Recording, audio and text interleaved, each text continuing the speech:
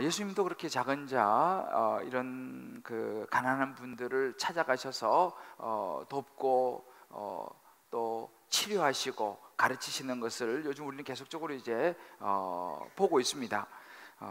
특히 오늘 이 본문은 지난주에 이어서 예수님께서 이제 지금까지는 무리들이 막 예수님 따라다니면서 예수님 어찌 보면 혼자서 이제 가르치시고 또 병든 자 고치시고 이렇게 하는 사역을 해왔다면, 이제 이 10장에 이제 들어가면서는 12제자를 부르시면서 비로소 이제는 투게더입니다. 혼자가 아니고 함께 하시는 사역으로 전환하는 장면이 이제 오늘 10장 들어가면서 이제 시작이 됩니다. 특별히 마태는 그 예수님과 함께하는 사역에 선택받은 12제자의 이름을 한 사람 한 사람 이제 소개하고 있는 이제 장면인데요. 이 제자의 이름을 한 사람 한 사람, 이제 저도 이 주일학교 때는 베드로, 안드레, 야고보 하면서 그 12제자 이름 그 찬송으로 만들어서 이제 많이 불렀잖아요. 그때 생각이 나더라고요. 이렇게 해서 이제 한 사람 한 사람 떠올리면서 이렇게 이제 묵상을 하는데, 옛날 그 제 생각이 한때 그 생각이 사실 났습니다.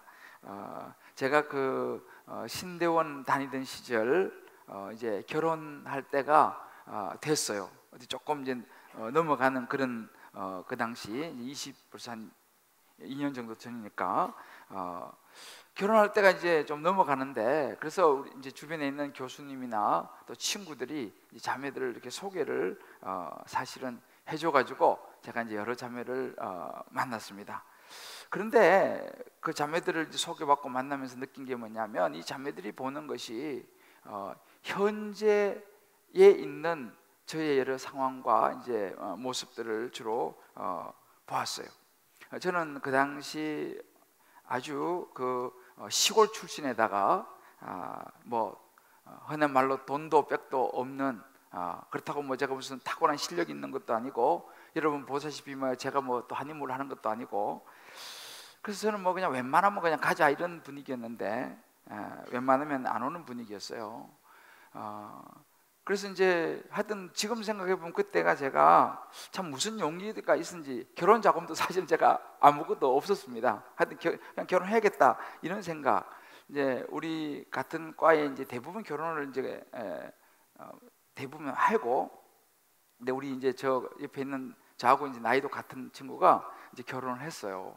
그래서 그 학교 앞에다가 이제 살림을 차려서 내가 물어봤어요. 물어보니까 사골집방을 이제 하나 얻어가지고 이제 사는데, 제 기억으로는 그때 25만 원인가 35만 원 정도 사골세, 한 달 사골세가 그렇더라고요. 그래서 제가 생각해 보니까 그 당시 제가 전도사 사례를 27만 원 받았어요.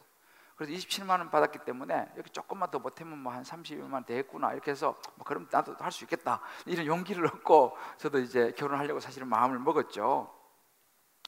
그래서 뭐 제가 생각한 건 뭐 다른 건 없어요. 그냥 결혼하면 그냥 그 사골세빵 하나 얻고 또 뭐 그냥 밥그릇 하나 좀 준비하고 뭐 냄비 몇 개 사고 이불 사고 뭐 책상 하나 사고 뭐 그 정도 하면 안 되겠나 이런 생각을 하면서 제가 이제 결혼을 하려고 마음을 먹었으니 누가 오려고 했겠습니까?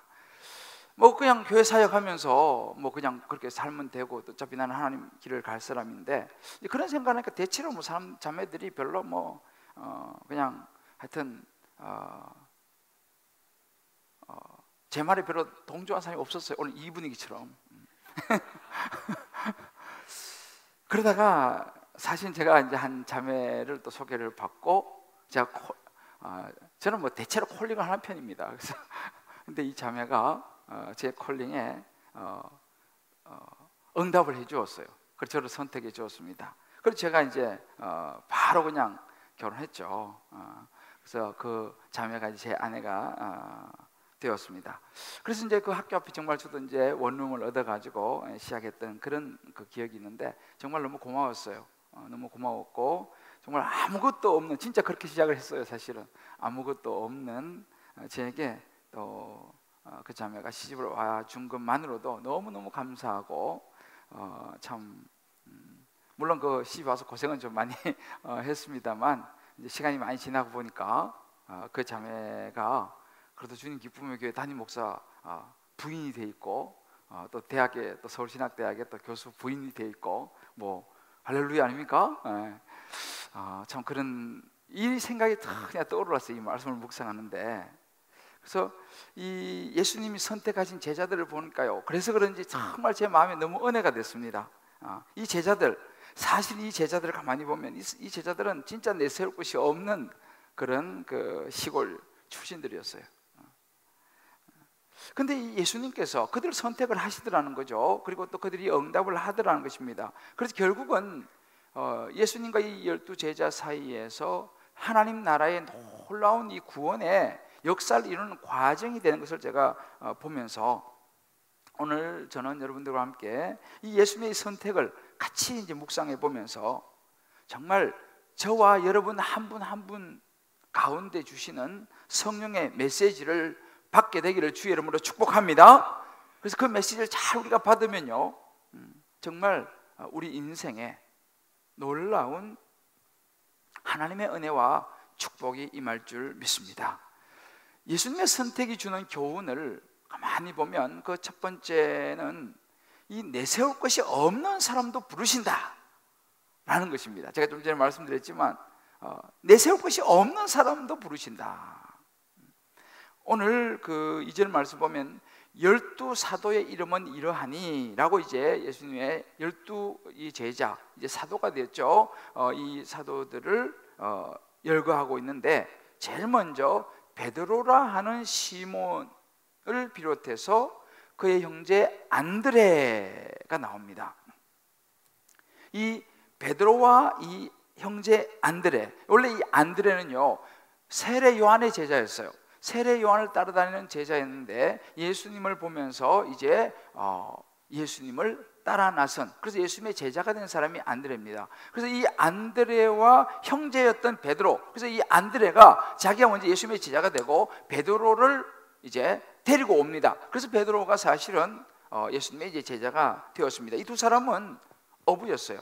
그래서 이 베드로와 안드레, 그 다음에 이제 나오는 사람이 뭐냐면 세베대의 아들 야고보, 그의 형제 요한, 이렇게 나옵니다. 이 세베대의 아들 야고보와 형제 요한, 이 두 사람은 성경에 보게 되면요 예수님의 사촌이에요.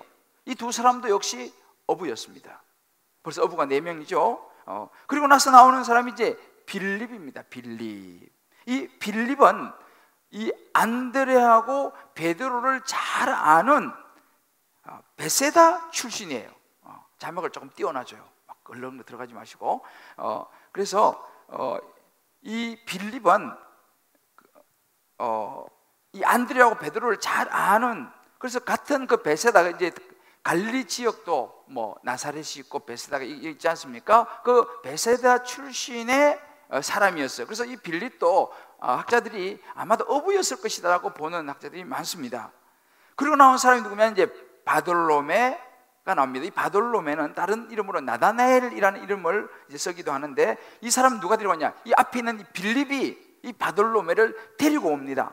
그래서 요한복음 1장에 보면 데리고 오는, 정말 이 사람은 정직하고 간사함이 없는 사람이라고 소개하면서 이렇게 해서 이제 바돌로메 데려와서 이 바돌로메가 예수님의 제자가 됐어요. 그 다음에 나오는 이 도마, 이 도마는 우리가 너무 잘 아는 의심이 많은 사람이었습니다. 그렇지만 굉장히 의협심도 강했어요. 한때는 우리가 주와 함께 죽으러 가자라고 말했던 사람이 이 도마였습니다. 그 다음에 나온 사람이 세리 마태였어요. 이 세리 마태는 우리 지난번에 지금 마태복음을 기록한 이 세리 마태, 말하자면 그 당시에 이 매국노죠. 로마의 편에 섰던 사람. 그러니까 아주 이 유대인들에게는 정말 나쁜 사람이었던 세리 마태. 그리고 다음에 이 알페오의 아들 야고보. 우리 예수님의 제자 중에서 야고보가 2명이 있어요.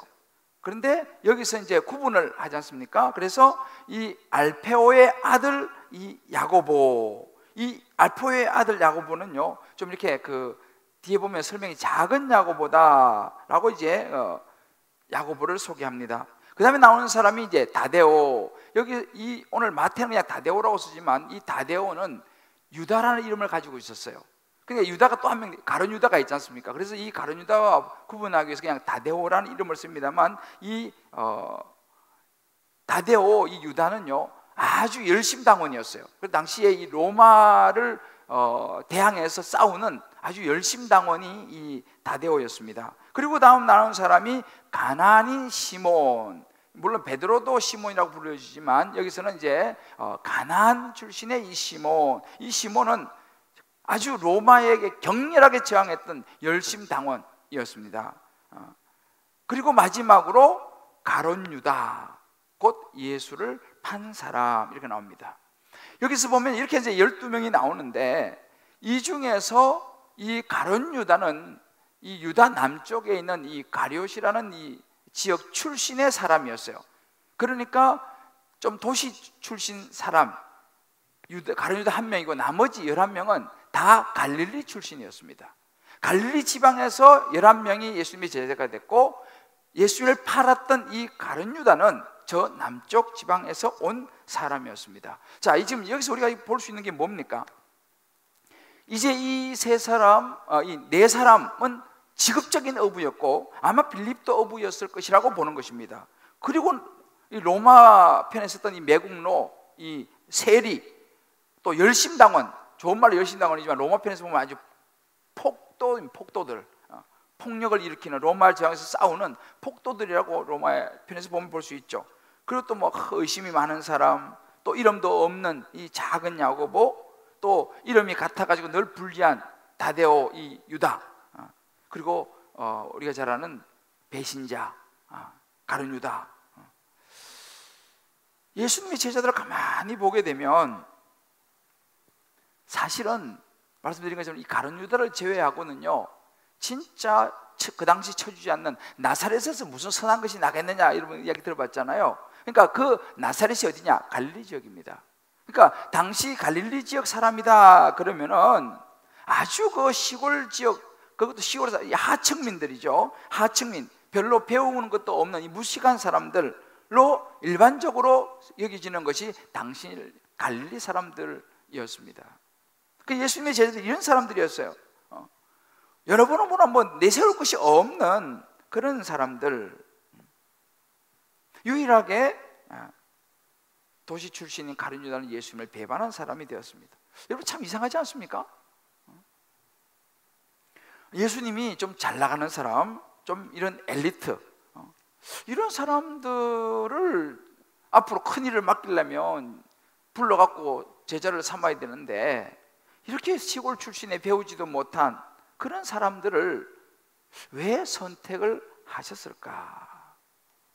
제가 이 부분을 계속 묵상을 했어요. 사실은 제가 이번 주도 기도원 가서 산에 올라가서 그러면서 계속 묵상을 했어요. 왜 예수님이 이런 사람을 왜 선택하셨을까? 왜 좋은 놈 출신에 아무것도 없는, 배운 것도 없는 이 갈릴리 사람을 선택하셨을까? 근데 제가 이렇게 산에 가서 이 부분을 곰곰이 묵상하면서 걷는데 제 마음에 이 성령께서 주시는 그런 그 마음이 이렇게 전해오는 게 뭐냐면, 그러니까 너도 희망이 있어, 이런 말씀을 다 그냥 많이 들어오는 거예요. 야, 그러니까 너도 희망이 있어. 만약에 예수님이 탁월하고 뛰어난 사람들만 선택했다면, 소위 말하면 뭐 스카이 출신들, 뭐 이 도시풍, 뭐 요즘 S라인 비주얼 되는 사람들, 뭐 대기업 출신, 뭐 정말 그야말로 능력이 타고난 사람들만 예수님이 많이 선택해서 제자를 삼았다라고 본다면 저를 비롯해 절망한 사람들이 많았을 것이라는 것이죠. 근데 예수님은 그러지 않으셨다라는 사실입니다. 그런 생각하니까 야, 이게 희망이더라고요. 이게 희망이더라고요. 그래서 내가 너무 감사했어요. 그 옛날 생각도 나면서 야, 참 감사하다. 예수님의 의도가 있으셨구나. 자, 우리 옆에 분에게 이렇게 한번 이야기해 주세요. 당신도 희망이 있습니다.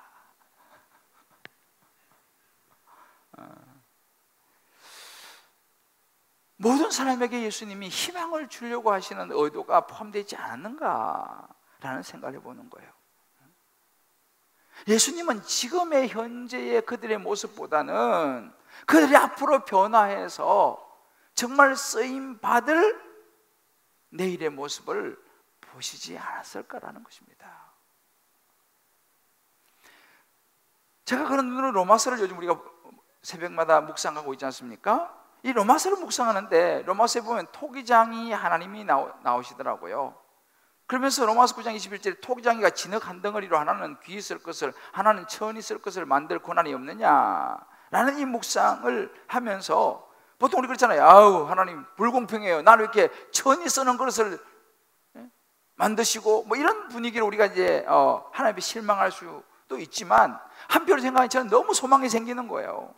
만약에 제가 토기장이라 그러면요, 저는요 아마도 잘 나가는 사람들, 똑똑한 사람들, 뭐 이런 사람들 위주로 아마 거시기했을 거예요. 근데 인간적인 저가 토기장이가 아니고 하나님이 토기장이시니까 소망이 있더라는 거예요. 진짜 별 볼 일 없는 촌놈도 데려다가 자 하나님께서 빚으실 수 있기 때문에 야 내가 가능성이 있구나. 할렐루야. 이 가능성을 생각하니까 제 마음이 막 설레는 거예요. 야 내가 토기장이 안 되길 진짜 잘했다. 하나님이 토기장이 되시니까 우리 인생이 가능성이 있고요, 소망이 있는 것입니다. 그래서 올 가을이 저는 막 마음이 설레요. 할렐루야. 그럼 아마 여러분들 중에서 아마 그런 생각이 드신 분이 있을 거예요. 나는 어쩌지, 나는 스카이 출신인데 나는 웬만큼 갖출 거 다 갖췄는데 그럼 다 촌놈만 들어 쓰시고 부족한 사람만, 찌질한 사람만 들어 쓰시면 나는 이거 뭐야? 라는 눈빛이 몇 분 보이시네 보니까. 걱정하지 마십시오. 사실 예수님 주변에 똑똑한 사람도 많이 있었어요. 우리가 지금 봤습니다만 예로 백부장, 회당장 야이로, 우리 지난주에 봤죠? 회당장 야이로는 굉장한 종교 지도였어요. 함께 예수님을 장사 지냈던 아리마대 요셉, 니고데모 이런 사람들 우리말 국회의원 출신들이었어요. 그런 사람도 필요합니다. 왜? 예수님 돌아가신 무덤이라도 가지고 있는 사람이 있어야지 무덤에 넣어놓을 거 아니겠어요? 그런 분들은 또 그런 똑똑한 사람 사실 예수님 주변에 있었어요. 예수님 그런 사람 사용하셨어요. 찾아가셔서 회당장 야이로의 딸도 고쳐주시고 다 그들도 귀하게 쓰임 받았습니다. 다 그들도 제자의 길을 걸어갔어요. 다 하나님이 쓰시는 줄 믿으시길 바랍니다. 참 우리 예수님은요 이런 걸 보면 참 모두에게 공평하게 은혜를 주신 분이다라는 생각이 들어요. 저는 특히 오늘 이 말씀을 묵상하는데 저의 옛날 생각이 참 많이 났어요. 저는 정말 목사가 되려고 한 번도 생각을 해보지 못했던 정말 시골 촌놈이었습니다. 저는 뭐 신학대학이 뭔지도 들어본 적이 없는 그런 사람이었어요. 시골에서 자랐으니까. 그런데 어느 날 하나님께서 저를 이 목회자의 길로 저를 부르셨습니다. 제가 하나님 앞에 묻고 정말 하나님 그렇게 이야기했습니다. 하나님, 저는요 아시다시피 목사가 될 그릇이 못 됩니다. 제가 뭐 아는 게 있습니까 시골에서? 제가 뭐 그렇다고 해서 정말 아시잖아요. 제가 별로 뭐 깨끗하지도 못하고 제가 뭐 순전하지도 못하고 목사가 아무나 되는 겁니까? 그 진짜 괜찮은 사람, 능력 있고 실력 있는 사람, 그런 사람이 목사가 돼야 되지 않겠습니까 하나님? 이라고 제가 사실은 하나님이 저를 부르실 때 제가 그렇게 이야기를 했습니다. 그리고 또 한 가지 솔직히 저는 너무 가난하게 살기 싫었어요. 제가 시골에서 워낙 고생하시는 우리 전도하님 목사님들만 내가 보며 자라가지고 난 저렇게 살고 싶지 않다라는 마음도 사실은 좀 있었어요. 정말 어찌 보면 진짜 찌질한 갈릴리 촌놈이죠. 뭐 제가 뭐가 있습니까? 그런 저를 하나님이 사실은 부르셨어요. 정말 아마 여러분들이 배경이 어떤지 모르겠지만 정말 저는 이 12제자를 보면서 정말 많이 은혜가 돼요. 여러분 한번 각자가 자기에게 적용해 보시고 오늘 다락방 가서 같이 한번 여러분 속으로 나눠 보십시오.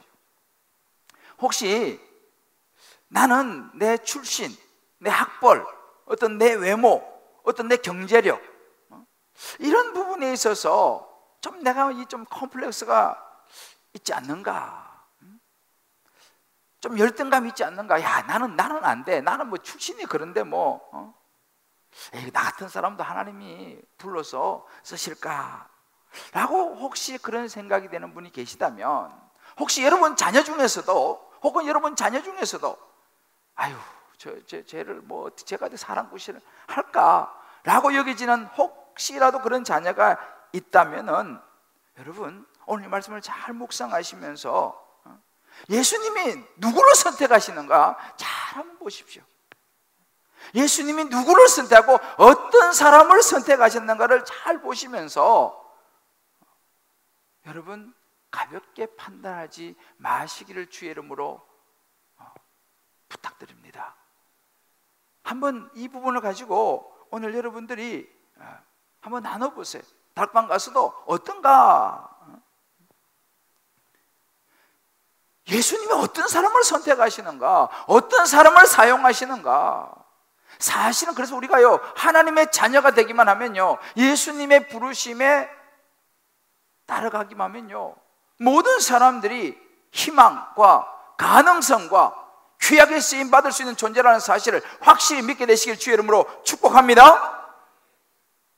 두 번째로, 예수님이 우리에게 주시는 선택이 교훈은 부르심에 순종하는 사람이 쓰임받는다는 것입니다. 아주 오늘 이 말씀은 어려운 게 하나도 없어요. 너무너무 심플하고 쉬워요. 부르심에 순종하는 사람이 쓰임받는다. 예수님은 복잡하게 말씀하지 않으셨어요. 진짜 심플하게 말씀하셨어요. 근데 예수님이 제자들을 선택하시는 것을 보면요, 그냥 막 선택하지는 않으셨어요. 예수님이 그렇게 가벼운 쉬운 분은 아니세요. 예수님이 12제자를 선택하실 때 누가복음 6장 12절에 보면 이런 말씀이 있습니다. 이때 예수께서 기도하시러 산으로 가사 밤이 새도록 하나님께 기도하시고,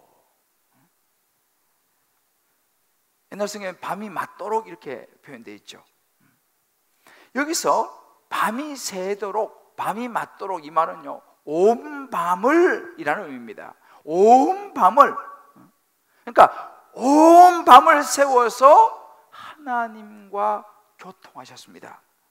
하나님과 밤이 깊도록 깊은 교제하시면서 선택할 사람을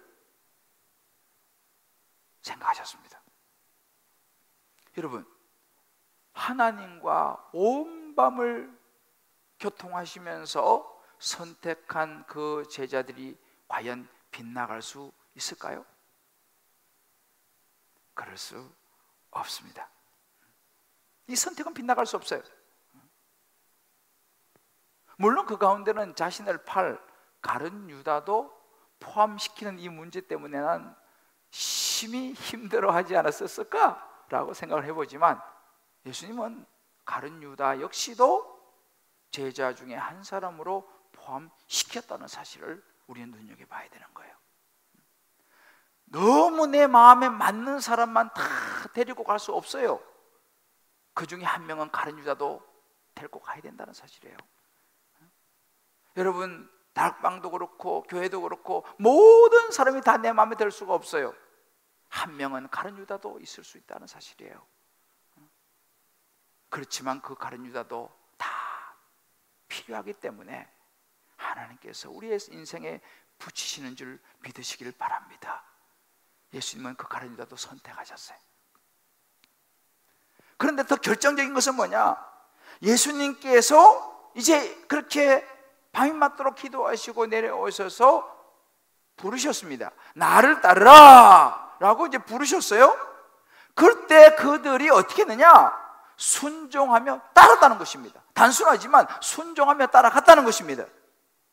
이 오스본이라고 하는 유명한 학자는 그런 이야기를 해요. 부름받은 12제자들을 가만히 보면 믿음 때문에, 재능과 능력 때문에 두드러지게 비상한 능력을 지닌 사람, 잠재적인 리더십이 뛰어난 사람이기 때문이 아니었다. 그들의 공통적인 특징은 예수님께 순종하고자 하는 자발성이 있었다라고 이야기합니다. 어렵게 이야기하지만 간단히 말해서 그들은 한마디로 순종하는 사람이었다라는 이야기입니다. 아주 단순합니다.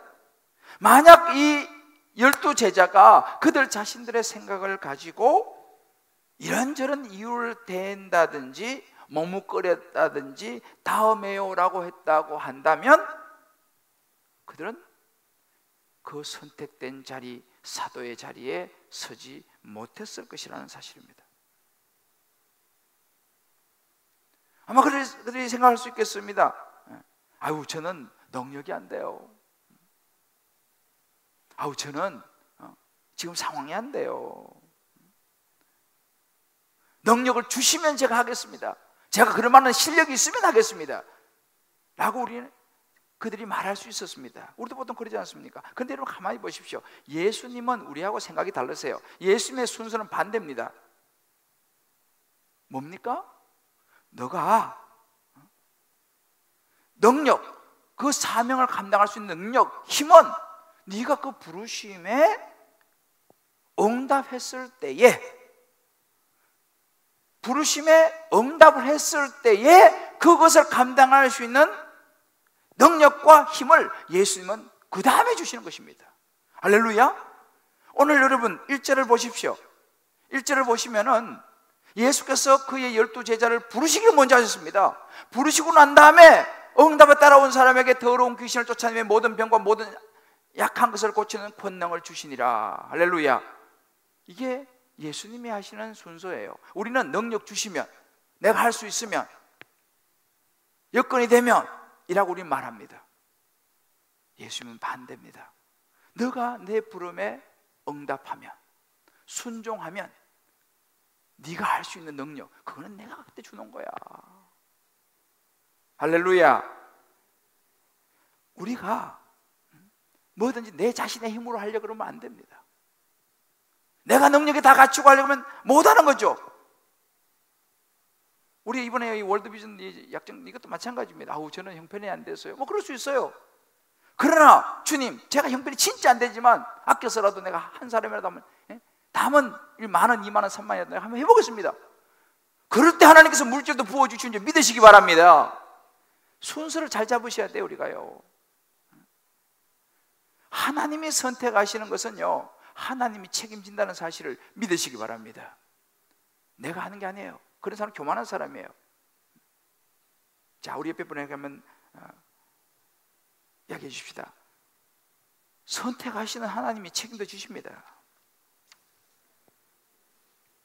여러분 믿습니까? 내가 능력이 돼서 하려고 그러면 안 돼요.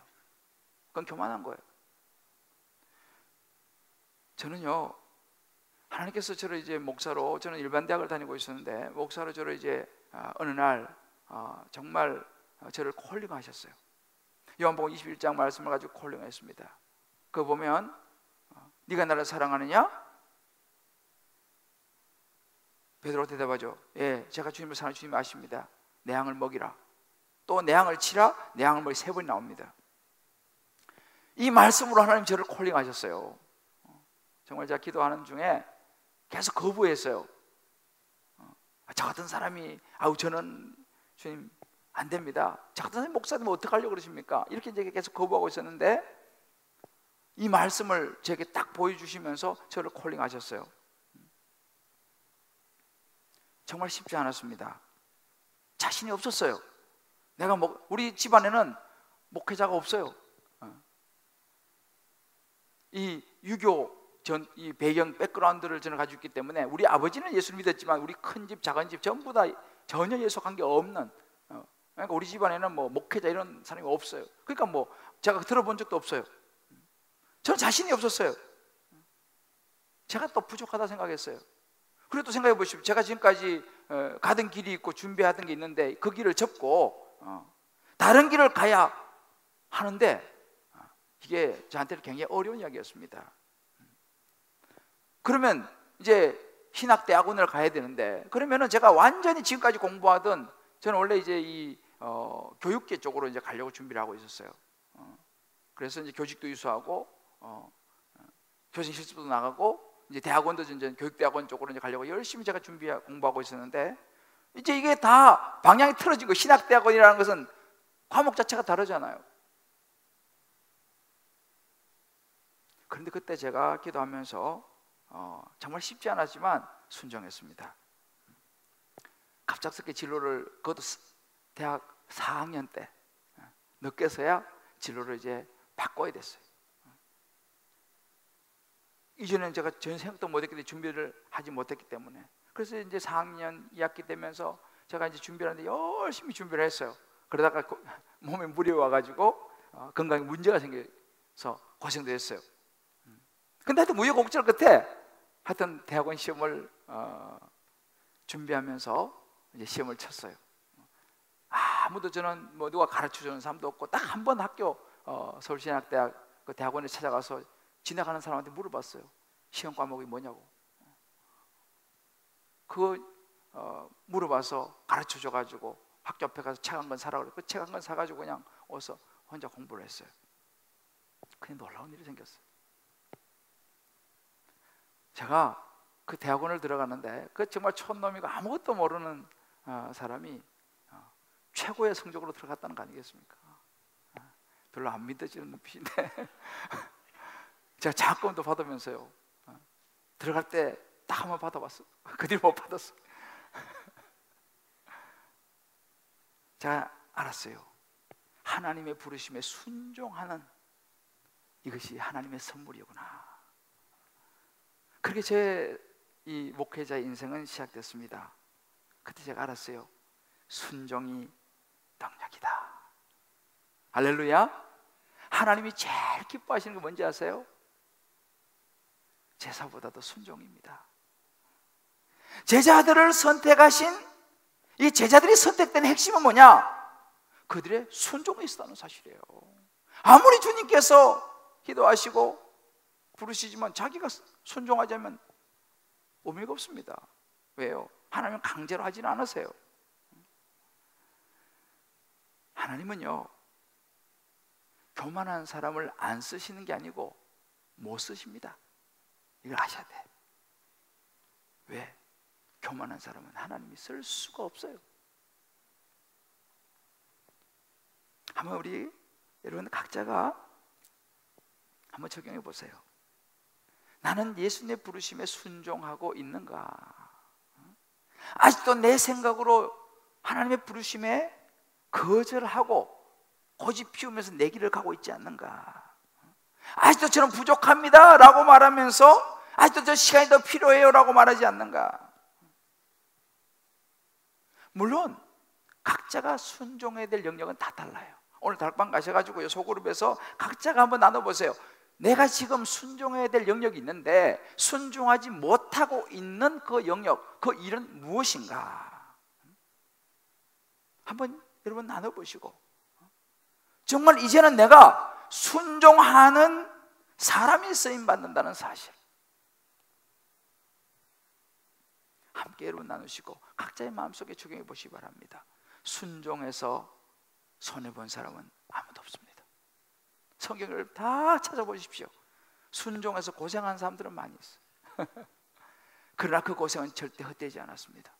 이렇게 부름받았던 12제자, 한 사람은 배반에 떠났지만 나머지 11제자, 그들의 인생은 어찌 보면 고난이었습니다. 고생이었습니다. 힘든 순교의 길을 갔습니다. 그러나 그들의 고난과 고생과 순교의 길은 결코 헛되지 않았다는 사실입니다. 그들의 이름은 생명책에 기록된 것은 물론이고 2000년 기독교 역사 속에서 앞으로도 영원히 하나님 앞에 존귀 여김을 받는 이름들이 되었다는 사실을 믿으시기를 바랍니다. 사랑하는 성도 여러분,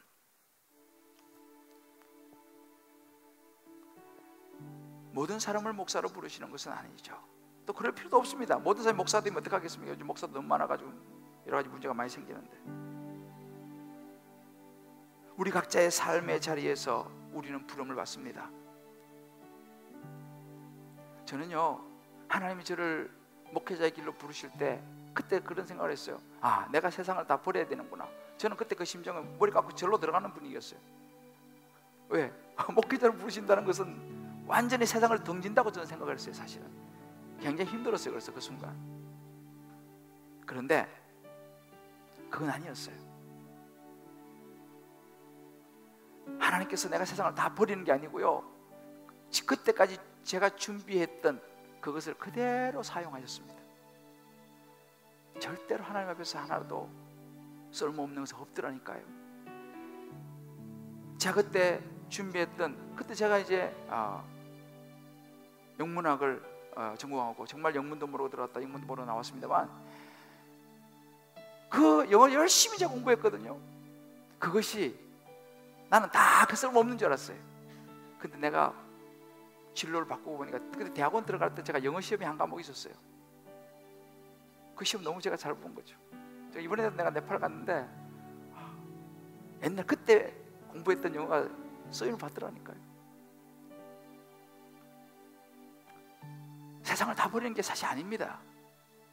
하나님의 방식으로 사용하는 줄 믿으시기 바랍니다. 하나님의 방식으로 사용하시는 거예요.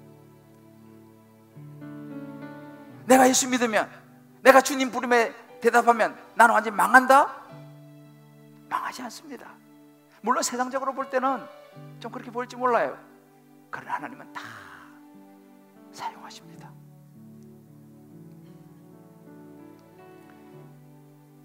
오늘 이 말씀 우리가 마음에 붙잡고 우리 한번 이 찬양 같이 좀 부르면 좋겠는데요. 우리는 하나님 앞에서 어찌 보면 다 죄인이고 탕자입니다. 우리 각자의 삶에 살아가면서 방황할 때도 있고 내 생각대로 살아갈 때가 많습니다. 나사렛 시골 출신이에요. 배운 것도 없어요. 좋은 놈이에요. 무식해요. 그렇기 때문에 우리 겸손할 수 있죠. 그렇기 때문에 내가 죄인이라는 걸 깨달을 수 있는 거죠. 예수님은 자기가 죄인인 것을 알고 고개를 숙이는 사람 선택하셨습니다. 그리고 순종하는 겸손한 사람을 선택하셨습니다. 누가 예수님의 제자가 될 수 있느냐? 누가 예수님을 따를 수 있느냐? 나는 죄인이로소이다, 나를 떠나소서라고 고백할 수 있는 베드로 같은 사람, 그런 사람을 쓰십니다. 그런 사람을 하나님이 기뻐하신 줄 믿습니다. 이 찬양 옛날 찬양이긴 한데 탕자처럼 방황할 때도 애타게 기다린 이 찬양 부르면서 우리 각자의 마음들을 주님께 드리고 겸손하게 주의 부르심에 응답했으면 좋겠습니다. 탕자처럼 방황할 때도 애타게 기다리는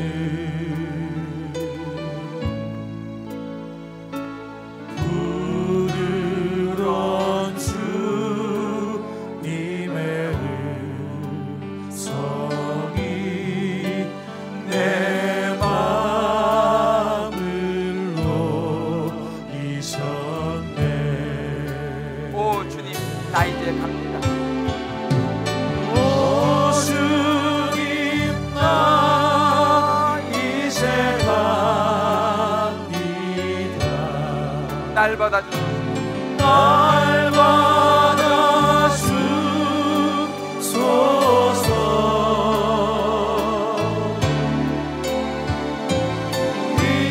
이제는 주님을 위하여 이 몸을 바치리라.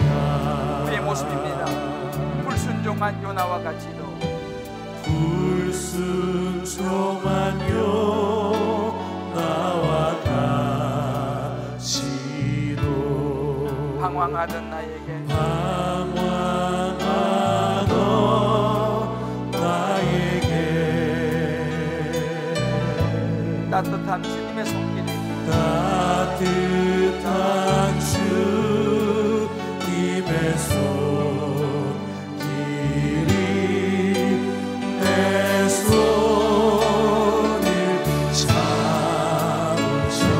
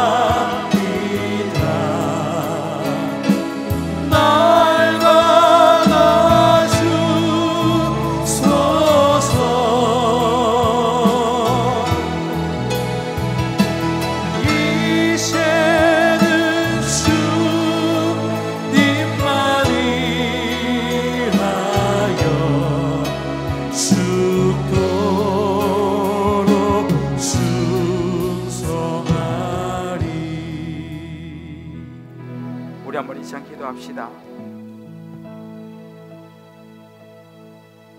여러분 각자가 오늘 말씀 들으시면서 성령께서 주시는 메시지가 있었을 것입니다. 그 말씀 붙잡고 우리 한번 결단합시다. 주님, 제가 순종하겠습니다.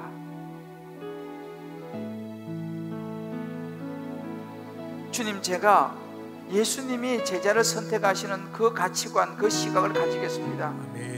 그 눈으로 내 자녀를 보고 내 이웃을 보며 내 가족을 보겠습니다.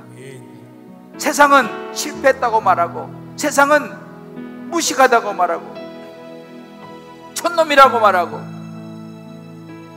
뭐 볼 거 있냐고 무시하지만 우리 하나님은 그렇지 않습니다.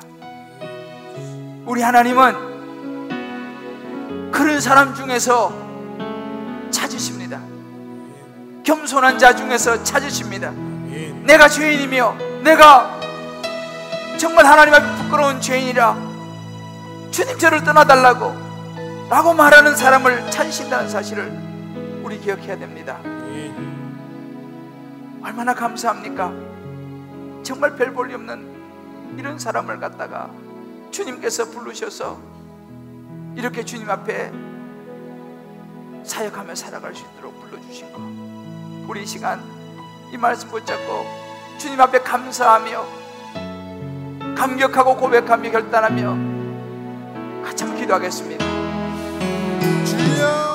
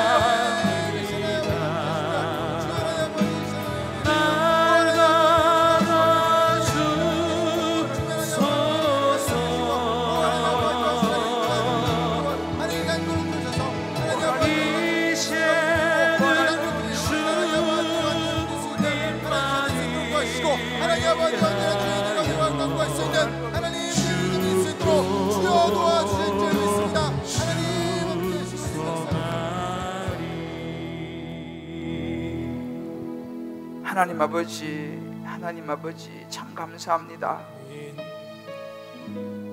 죄로 인하여 죽을 수밖에 없는 정말 별 볼 일 없었던 부족한 자를 예수로 말미암아 자녀 삼아 주시고, 정말 시골에 묻혀서 아무것도 모르고 살아가야 했던 별 볼 일 없던 자를 하나님이 불러주셔서 주의 복음을 나눌 수 있는 자로 삼아주신 은혜 얼마나 감사한지요.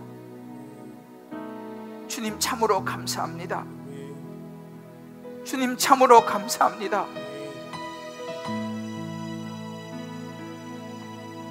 그런 자였던 것을, 정말 별 볼 일 없던 자를 주님이 불러주셔서 오늘 있기까지 축복하신 것 잊지 않게 하여 주시옵소서. 늘 기억하면서 주님의 은혜를 생각하며 살아가는 인생이 되게 하여 주시옵소서. 하나님 아버지, 우리를 부르셔서 그냥 보내지 않으시고 권능도 주시고 보내시는데, 힘도 주시겠다고, 내가 책임지겠다고 말씀하시는데 우리는 변명이 너무 많습니다. 우리는 이유가 너무 많습니다. 아직은 준비가 안 됐다고 말합니다. 지금은 너무 바쁘다고 말합니다. 하나님 아버지, 우리가 순종할 때의 능력은 하나님이 주시는 줄을 믿습니다. 이제 하나님, 우리 각자의 삶에서 아직도 순종하지 못하고 있는 것들, 이제 예수님의 부르심 앞에, 제자로의 부르심 앞에 겸손히 따라 나설 수 있는 우리의 삶이 되게 하여 주옵소서. 우리의 자녀를 향하여도, 우리의 가족을 향하여서도 예수님의 눈으로 바라보며 그들 안에 있는 희망을 보게 하여 주옵소서. 가능성을 보게 하여 주옵소서. 하나님의 자녀인 것을 기억하게 하여 주옵소서. 우리의 마음을 받으신 주님을 찬양하며 예수님의 이름으로 기도합니다. 아멘. 할렐루야. 우리는 다 자리에 일어나시면서 우리 옆에 분하고 이렇게 한번 축복합시다. 예수님이 보시는 것은 우리와 다릅니다. 예수님이 보시는 것은 우리와 다릅니다. 순종이 능력입니다. 순종이 능력입니다. 제자의 길을 갑시다. 제자의 길을 갑시다. 할렐루야. 네. 내 죄 사함 받고서 예수를 안 뒤 나의 모든 것 다 변했네. 이 찬양이 요즘 오늘 이 아침에 저를 확 붙잡았는데요. 나의 모든 것 변하고 그 피로 구속받았네. 예수를 만나면 수지 받는 줄 믿습니다. 우리 한번 힘차게 박수면서 한번 찬양하고 축복하겠습니다. 내 죄 사함 받고서 예수를 안 뒤 나의 모든 것 다 변했네. 지금 나의 가는 그 전부 길이요 주의 피로 내 죄를 씻었네. 나의 모든 것 변하고 그 피로 구속받았네. 하나님은 나의 구원 되시오니 내게 정죄함 없겠네. 주님 맑은 빛에서 어둠에 지고 나의 모든 것 다 변했네. 지금 내가 주 앞에 온전케 되면 주의 공로를 의지함이세. 나의 모든 것 변하고 그 피로 구속받았네. 하나님은 나의 구원 되시오니 내게 정죄함 없겠네. 내게 성령 임하고 그 크신 사랑 나의 맘을 가득 채우며 모든 공포 내게서 물리치시니 내 맘 항상 주 안에 있도다. 나의 모든 것 변하고 그 피로 구속받았네. 하나님은 나의 구원 되시오니 내게 정죄함 없겠네. 이제는 우리 주 예수 그리스도의 크신 은혜와 우리 하나님의 무한한 사랑하심과 성령의 인도 교통하심이 오늘 예수님께서 제자들을 부르시는 것을 보면서 우리 마음의 소망을 가지고 희망을 가지고 다시 한번 일어서며 나도 이제 순종으로 그렇게 쓰임받으리라 결단하며 나아가는 귀한 하나님의 백성들, 사랑하는 성도님들 한 분 한 분 머리 위에 저들 사랑하는 자녀들과 사랑하는 아내, 남편, 부모 모든 삶의 여정 기도 제목 위에 군문에 가 있는 자녀들, 지방과 해외에 나가 있는 모든 권속들, 병상에서 죄전을 사모하며 회복을 기다리는 모든 식구들 머리 위에, 특히 오늘 월드비전 주를 향하여 섬기는 귀한 선교 단체 위에 이제 주님의 영혼 구원과 이 사명을 감당하는 믿음으로 드리는 11조와 감사와 선교와 구제와 소원의 예물과 이모 저모의 주님 앞에 드려지는 특별한 예물, 건축의 예물들, 특별히 오늘 이제 약정하면서 선교로 나가는 그 예물 위에 이제부터 영원토록 함께 하시간절히 축원하옵나이다. 아멘. 아멘.